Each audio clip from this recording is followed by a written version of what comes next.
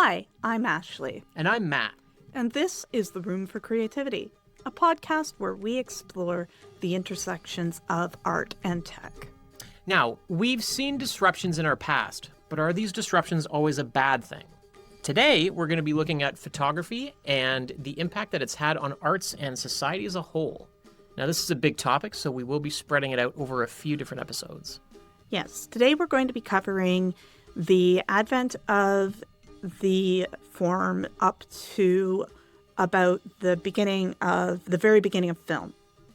And then we're going to cover the film era, and then later we're going to be covering the digital.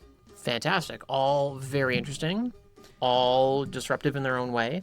Absolutely. All intersecting the arts in different ways. Mm-hmm.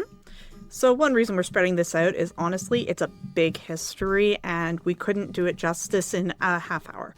So I hope that you are as excited as we are to go on this journey together through the history of photography and everything else we're going to be covering as we get there. But before we get into that, we yammered on last week about all the stuff that I had going on creatively. What have you been up to recently in your creative life, Ashley? Well, not as much as I would love to be doing, because honestly, I've been working on this a lot. And that means a lot of learning, but that also comes with its own creativity, because I'm having to make all of the clips that are going out, the short form video. I'm doing the editing. I'm making the, I don't want to make this sound like you're not a part of this. I'm just the talent. I just show up for comic relief. I'm okay with that. You're all right. Thanks. Well, I'm fond of you. the thumbnails, etc. Like, you're seeing what I'm saying. There's a lot that goes into this. Anyone who's done this before, I'm sure, knows that. And it takes time, and it takes time to learn it. Now, I love learning, so this has been awesome. Dovetails nicely. Yes. That said, we're working around the house a lot, trying to kind of fix things up. So one of the things we had to do was do a lot of work in our backyard, that was most of our yesterday. So even when I'm doing that, I'm back there and I'm pulling weeds yesterday. I grabbed something and I just kind of went, all of a sudden, this. Oh, very cool. Yeah. Started with a bit of wine vine or grapevines if you don't live in this house. And I kept pulling. There was meters of it and started noodling around with it. Got distracted. That is kind of my game. And made a wreath. I gotta let it dry still. Like, it's still very movie and green. But eventually what I'm going to do is I'm going to take this. I'm going to make another one. I know we have a lot of grapevines hanging around in our yard right now. Oh, yeah. There's enough back there. Yeah. And hopefully make some crafts with my niece and nephew, our niece and nephew.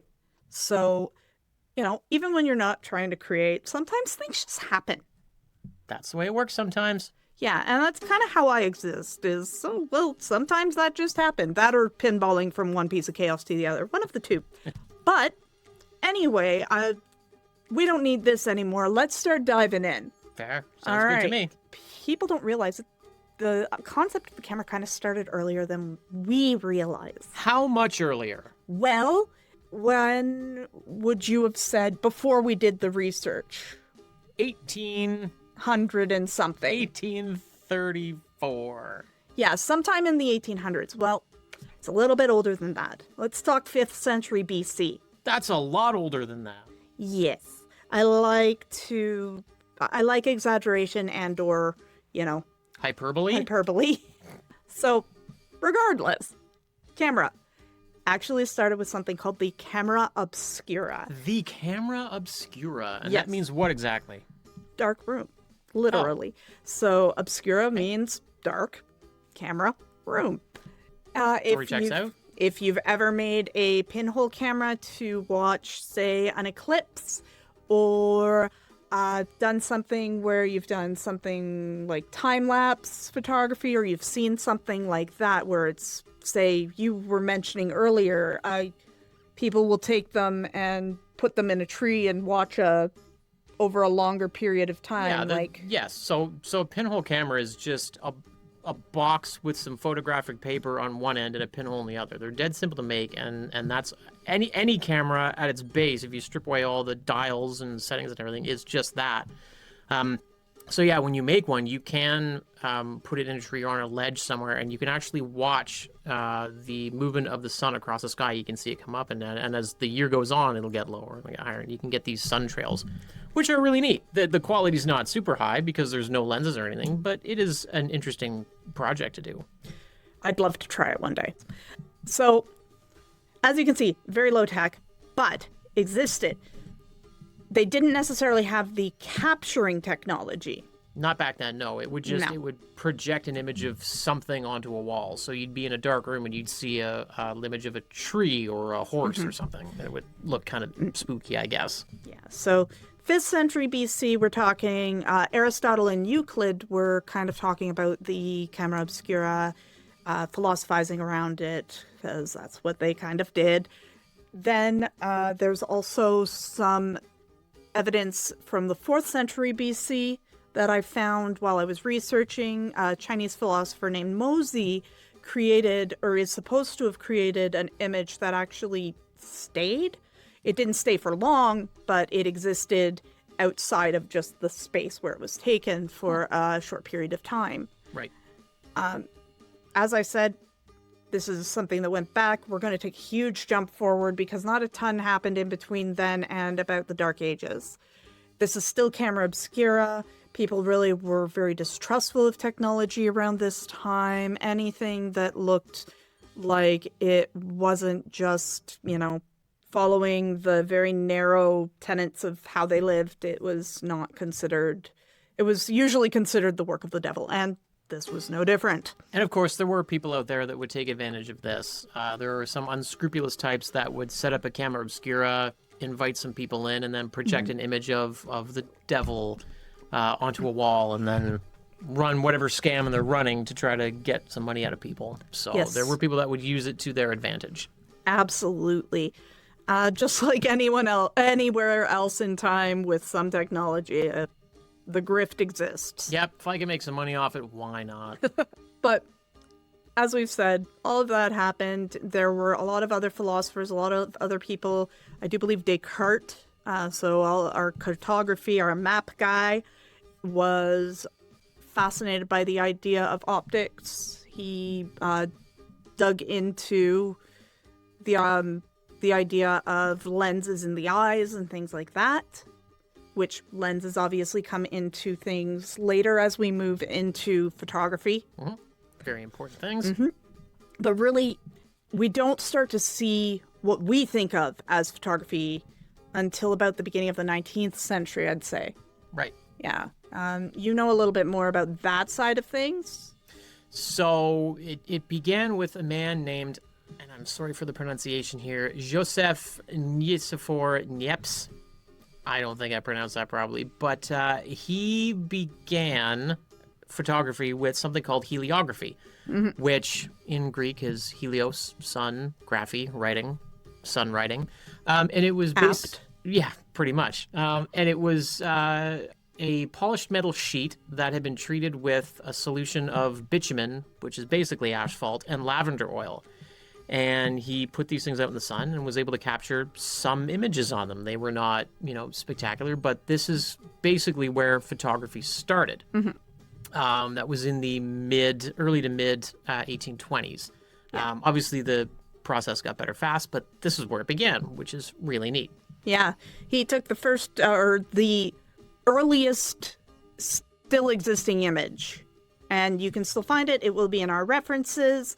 It's a picture out of a window, and you can tell what's going on. It's more shadows and things, but if you just know that it's out of a window in a town, you can tell exactly what's going on in the picture. You can see a roof. There's a tree in the background. It's down a street. It's very interesting. I think it's called View from a Window in Le Gras. It's something like that. But it delivers what it promises. It really does.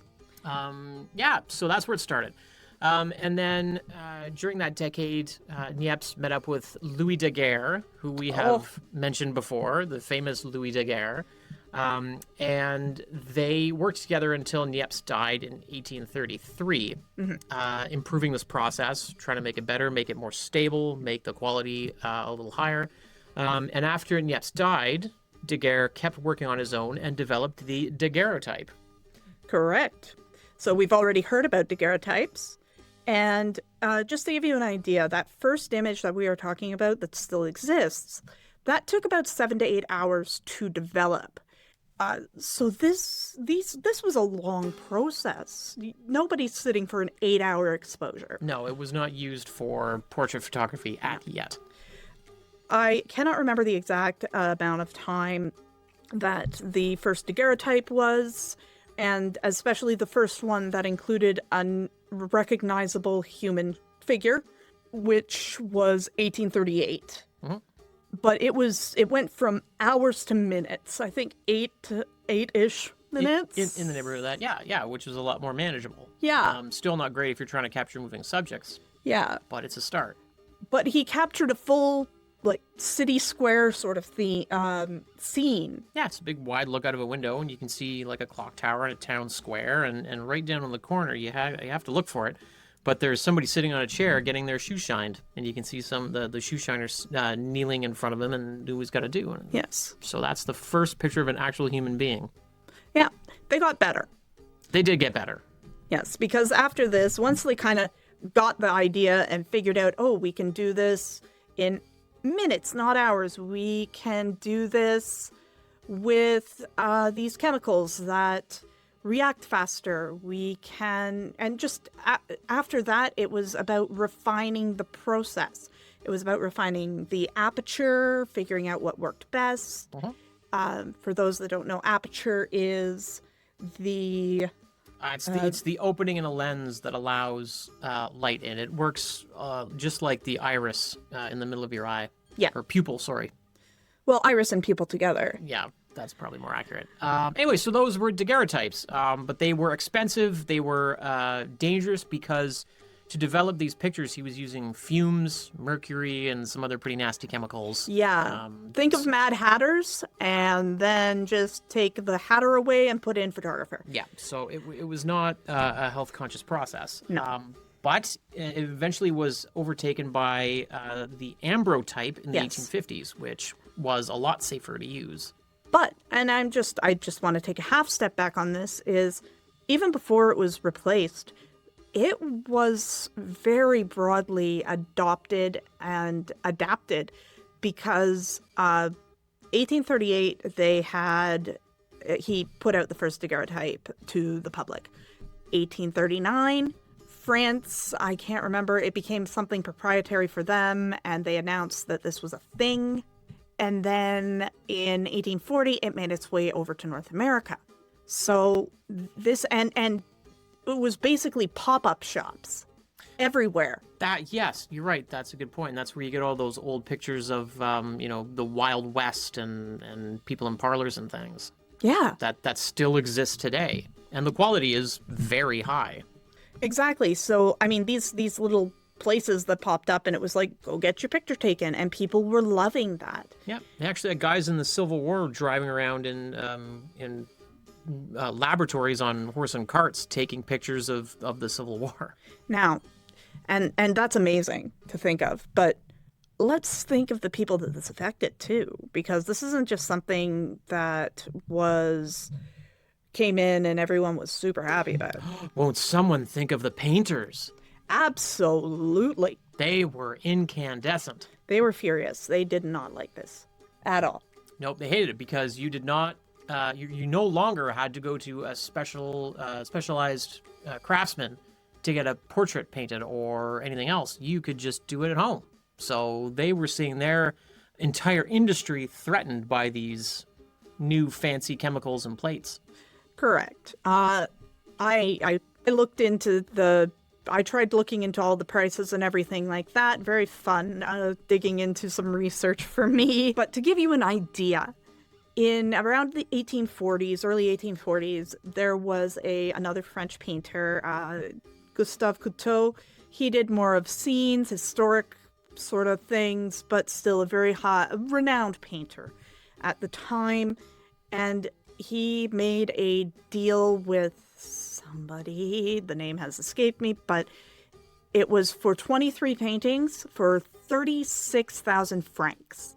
One of the paintings in particular, because they were itemized, was 4,000 francs, approximately. It's hard to know, that feels contextless. Yeah. Have Now, you done the math? I did the math. Ah, perfect.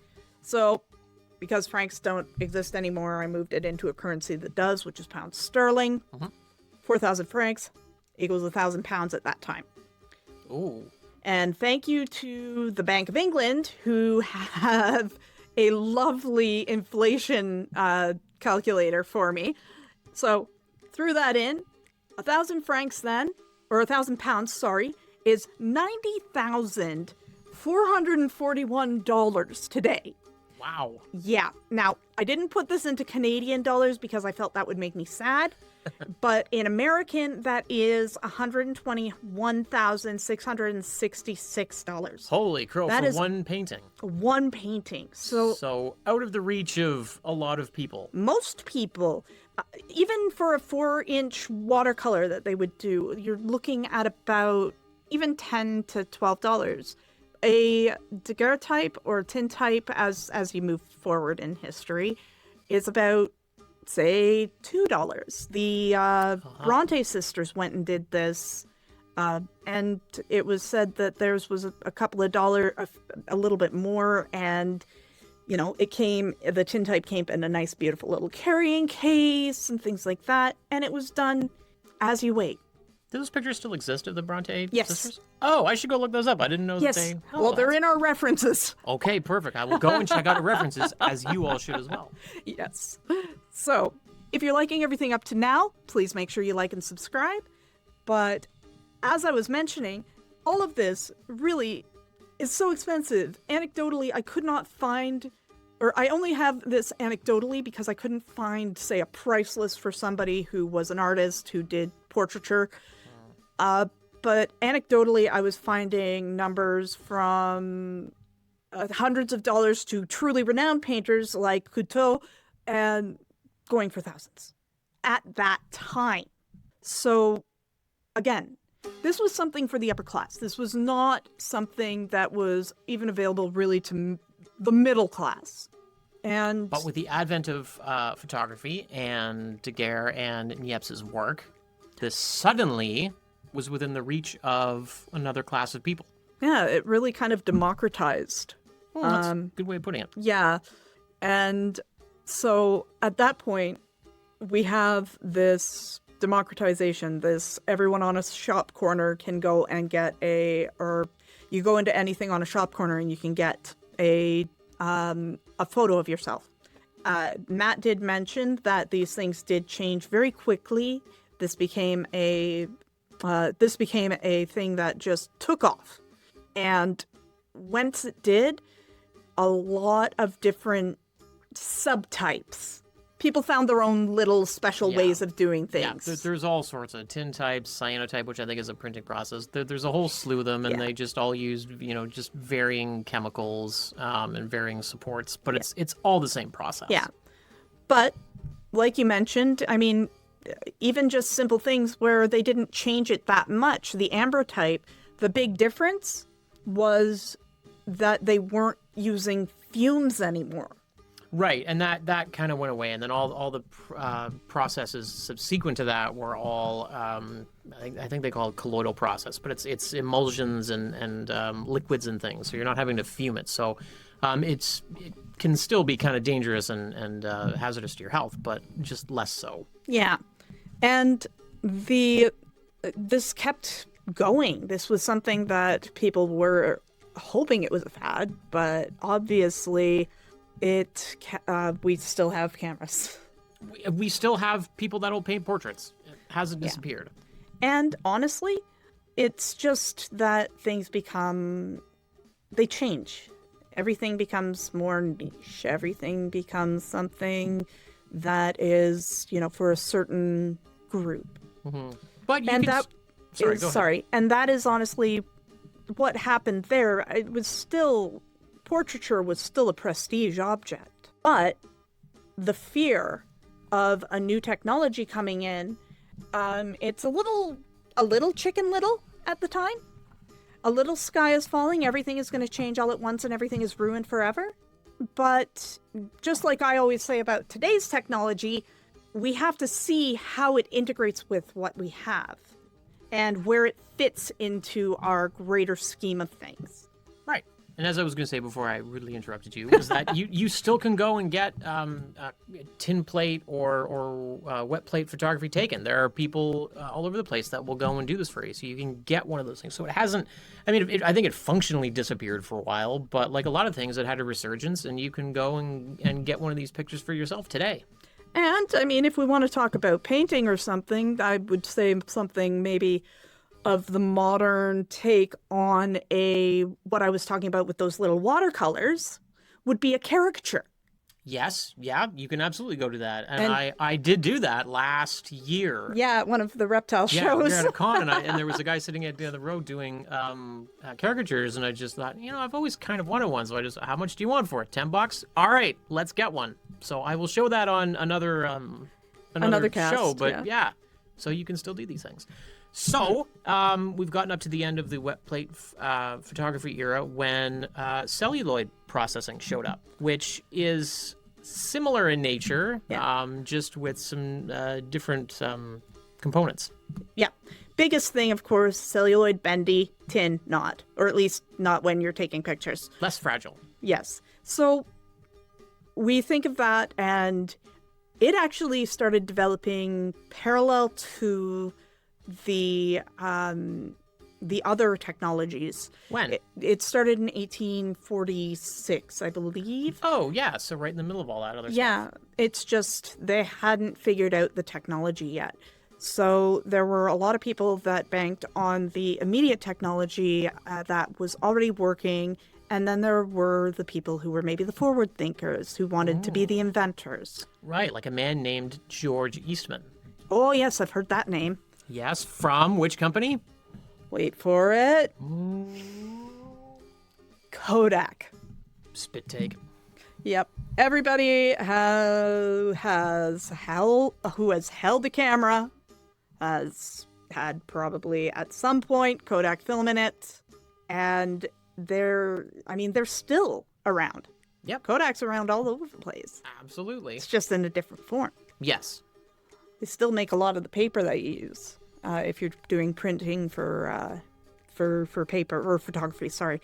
Anyway, but so this made it even cheaper and even easier to use, because now you didn't have to carry around glass plates and some specialized chemicals, but yeah. But the big thing about Kodak, the big thing about Eastman was in 1888. So this took it took over 40 years to develop to a point where it was viable as something that could be mass-produced and used in photography. By the time they got to there, that was 1888, he patented it, which is the big thing why he was such a big name for so long. Mm-hmm. And he was really the only game in town. And he created this celluloid, which also created almost like the disposable camera of the 1800s. It was about $1 in their money. You took your pictures on it, you sent the whole thing back, and then you got your pictures back.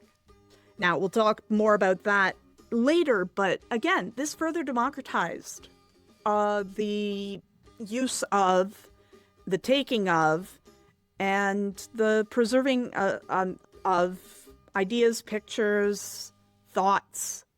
It really opened things up.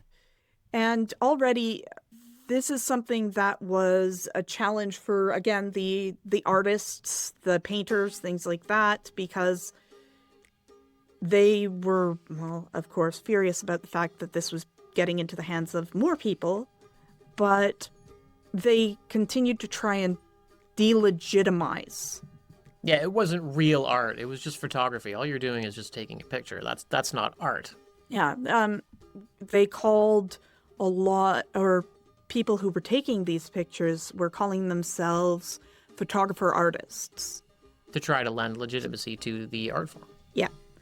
And unfortunately, Kodak bringing it to even more people all the time, any day, again, kind of created a bit of pushback on that. And we're still in a time when people were still thinking about going and getting portraiture done. Yep, and it all exploded when they invented I don't know what the word is, but the Kodak Brownie showed up. Absolutely, but before we get 1900s. too far into that, because there's so much cool stuff about this. I actually own one. Yes, he does. I wanted to go and see what year it came out, but it's unfortunately packed away. But I do have one. That is true. But again, this democratization, it runs very parallel to, say, what we're dealing with today with the advent of AI, and all of a sudden, say, a graphic designer is going, oh my gosh, what am I going to do? Because this is designing what I need, what goes out to the public, and they don't need me to design the graphics anymore. Yeah, or what use am I when someone can just plug some prompts into something and do it themselves? yeah, I mean, as a writer, I've seen it as well. Music, same thing. Yeah. So this is why we think it's important to talk about the fact that these things have happened, and these different intersections of art and technology have happened in our past, and that we have come through it. And yes, in some ways, it has redefined how we look at things, because now we look at a lot of photography as high art. Yep, that's true. But there are still people that paint portraits. Yep, these things never really, I don't think they ever really go away. We were actually looking at we were trying to figure out what a technology is that genuinely showed up, served a purpose, and then just disappeared and never came back. And it was kind of hard to do that, because I think a lot of these things, yes, they might have become functionally extinct, but eventually would kind of have a resurgence. Yeah, well, we came up with the pager. The pager and the floppy disk. And the floppy disk. Things that just disappeared and probably won't come back. But, wet plate photography came back. It disappeared for a bit, but now it's there. Portrait painting might have waned in popularity, but it's come back. It's still niche, but it's there. Yep. It hasn't disappeared. It hasn't gone extinct. So that'll be your question for the podcast today. And I will be doing this for every podcast. I'll be putting a question of the pod in each comment section for our YouTube videos. We will be putting down there that question, and we'd love to hear your input. So Yes. Today's question is going to be, can you think of a technology that has come and gone and literally is just like gone? Yeah, has never come back again in any form. Yeah. And if you can come up with one, we'd love to hear it. If you can't come up with one, leave a big heart in the comments. So I think at this point we're going to call it, so that we have some stuff to talk about in our next episode. Yes. So from the Camera Obscura to the invention, celluloid photography. Yeah. Yep, over a few thousand years.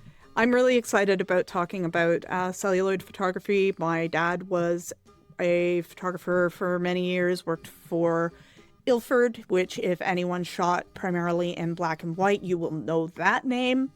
Still around. They're still around. We'll talk about them in our next episode on this, so stay tuned. But that will not be our next episode. Make sure that you tune in next week, and we will be talking about 3D printing. Ooh, interesting. Yes. So that's something that's come onto the scene a lot more recently, and has definitely shaken up how a lot of people do things. Yes, and has good and bad aspects to it. Absolutely. So make sure that you are liking, following, and subscribing. And if you know somebody who would like this kind of podcast, make sure that you're sharing as well. This is how we get to create the community that we would love to grow here. Yep. Follow us on Instagram, Facebook, and YouTube, as well as wherever you get your podcasts from. Absolutely. You'll be able to find us at Room for Creativity Pod. That's all one word. And then you can also find us on our website at roomforcreativitypod.com or visit our Substack where you can find a whole bunch of other things, roomforcreativitypod.com, roomforcreativitypod.substack.com as well. I keep mentioning we have a reference sheet. That reference sheet will be able to be found on our website. You just have to look under the citations subheading. Great. So, thank you again for showing up, and we will see you next time. Absolutely. Take care. Take care.